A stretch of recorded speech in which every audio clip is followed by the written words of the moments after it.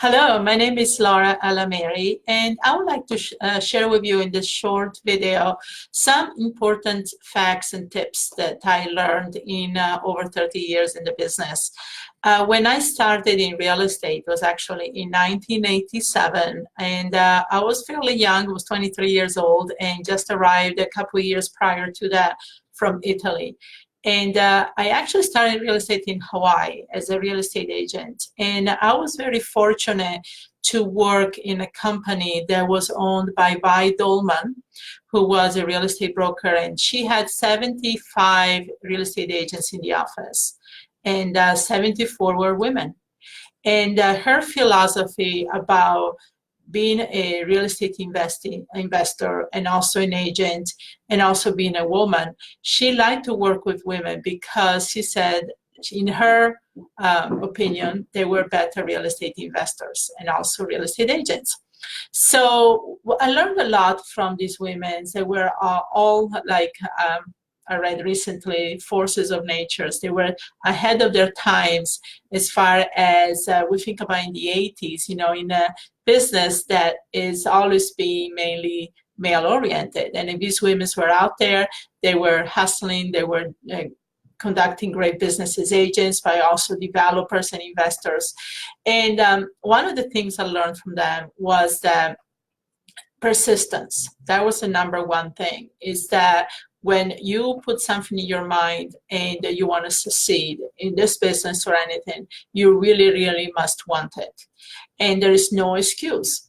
So they were very focus driven, they were very motivated, and they were very helpful for everybody that wanted to come in and succeed in the business. So this community was so supportive, but they said you never have to live, you know, let yourself go of your femininity to be successful. You can be successful and also keep your feminine side.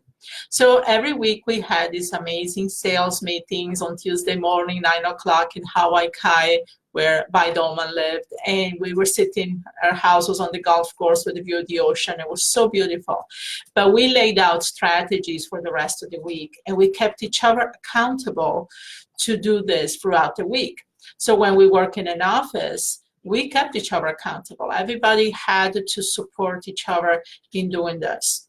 And if you were new in the business, if you came in new in the business, the veterans would help you, would take you basically under their wings and help you. You will go to open houses, you go out in the field with them, you will sit by their desk and learn what they were doing. And this is actually one of the instances that I learned about from this agent, that the persistence of being there. And every morning she would come in 8 o'clock in the morning and sit down.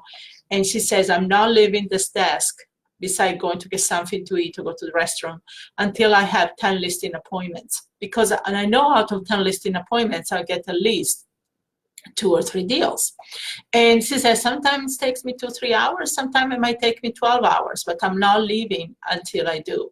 And she was very successful. Every week she would get at least 2-3 listings, and these were $1 million plus homes. So that type of persistence and dedication. And also, there's the first time I heard that, you know, if it's a no, it's okay. I don't take it personal, because that gets me closer to a yes.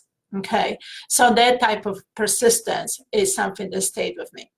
Other thing I learned, so over the years after that, I went ahead and went into corporate. And I know a lot of you can relate to that, having a steady job, 8 to 5 and working. But by 95, I wanted to switch to real estate full time. But I know I needed to have a consistent business from real estate. So the number one thing I had to do is manage my time. Now think about it, 95 was the internet, the computers were not really out there yet, so a lot had to be done manually. But what I had to do basically is any time I had available, in the car, during lunch hours, in the evenings, I put aside at least an hour a day to dedicate to real estate. And I would make my calls. And back then, cell phones were really expensive. You know, it was like $1 a minute. So my average cell phone bill in 95 was $800 a month. But that's okay, because I was doing deals.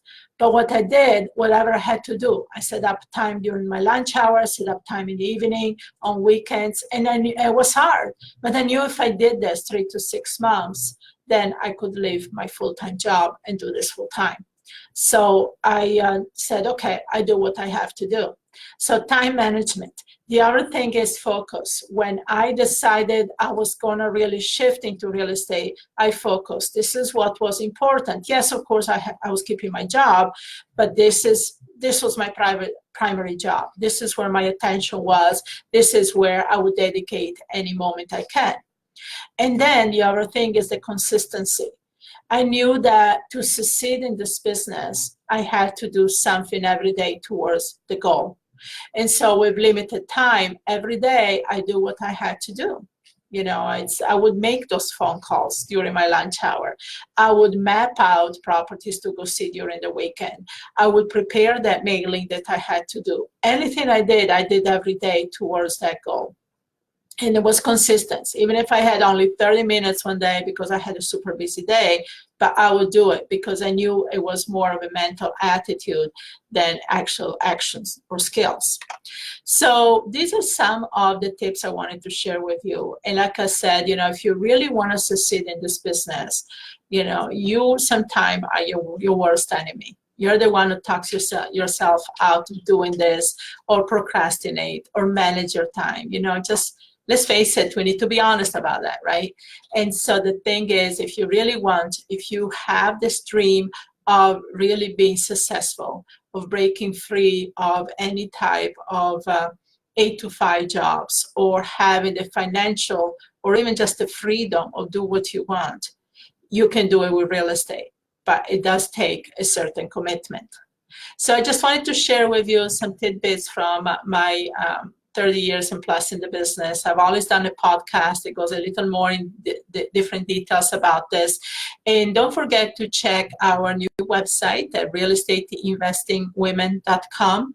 Again, that's realestateinvestingwomen.com, where we share with you a lot of tips, strategies, and also the guide of having you to start closing deals in 3 weeks. Yes, I said it correctly. You can start closing deals in 3 weeks. So make sure you opt in and get that free guide as well. Thank you for listening.